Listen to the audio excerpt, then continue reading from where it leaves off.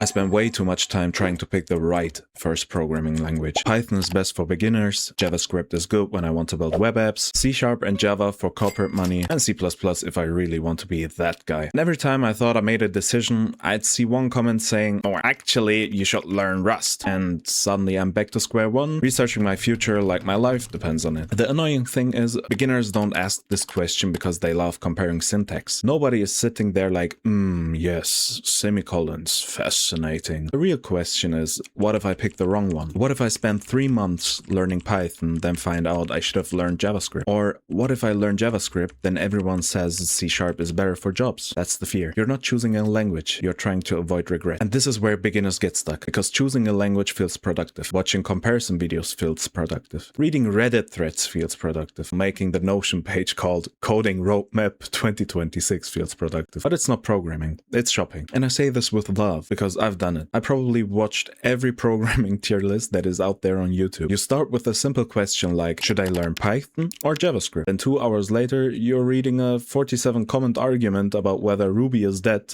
even though you haven't written the function yet. That is not research anymore, and we both know that. That is tutorial hell wearing a fake mustache. So from a beginner point of view, here's what I think now. The best first programming language is not the most powerful one. It's not the one senior developers argue about on Twitter. It's also not the one with the cleanest syntax, the highest salary graph, or the most dramatic fanbase. The best first language is the one that gets you actually start coding. That's it. The one where you stop watching comparison videos and finally write something, then break it, then stare at the error message, then Google it, then fix it, then break something else. Because that loop is a real teacher, not the language ranking, not the Reddit argument, not the guy in the comments saying real programmers start with C. The language only matters if it gets you into the reps. And if it keeps you frozen because you're scared of choosing wrong, then even the best language is useless. Here's the part that took me too long to understand. The first language is not really about the language. It's about learning how to think while the computer disagrees with you. Variables, functions, loops, conditionals, errors, debugging. The emotional damage of missing one bracket and questioning your entire personality. That's the actual curriculum. You don't learn programming by perfectly choosing between the programming languages. You learn programming by trying to make something tiny happen, watching it not happen, and then figuring out why. A button doesn't click, a loop never stops, a variable is undefined. Your page looks like it was assembled during an earthquake. That's where the learning is. Not because suffering is magical, because every bug forces you to understand one tiny piece of the system better than before. So yes, syntax matters, but syntax is not the main mountain. The main mountain is building the habit of not running away the second your code punches you in the face. So here's my rule. Don't pick the perfect language, pick the language that gets you to your first mistake the fastest. That sounds weird, but I mean it. Your first bug is more useful than your 10th which language should I learn video. Your first broken buttons teaches more than any other roadmap. Your first ugly project teaches more than knowing Python is good for automation and JavaScript is good for websites. Because once you start coding, the questions get better. You stop asking, what language should I learn? And you start asking, why is this not printing? Why did this button do nothing? Why is this loop running forever? Those questions are annoying, but they're real. And real questions are how you actually learn. So if you want the simple answer, here it is. If JavaScript makes you want to build a little website, pick JavaScript. If Python makes you want to write a small script, pick Python. If your course uses Java, C# or something else, use that and don't panic. Point is not to pick the language that wins every online argument. The point is to pick the one that makes you open the editor today. Not next week, not after 3 more comparison videos. Today, write the dumbest possible program. Print something, make the button, ask for input, change a number, break it, and fix it. That is already more valuable than another hour of researching whether Go is worth learning in 2026. And if you're still stuck between 2 options, pick Python or JavaScript. Not because they're perfect, because they're common. Beginner-friendly enough and easy to find help for when you create a bug so stupid it feels personal, which is basically the beginner experience. Your first programming language matters, but not as much as starting. It gives you a place to begin. It does not decide your entire future. You are allowed to switch later. You are allowed to learn another one. You are allowed to start with Python and become a web developer. You are allowed to start with JavaScript and later touch backend stuff. The real mistake is not picking the wrong language. The real mistake is spending months trying to make the perfect choice before you've written enough bad code to know what you even like. So pick one. Start coding, make mistakes, fix bugs, build something ugly, then build something slightly less ugly. That's it. That's the path, one questionable commit at a time.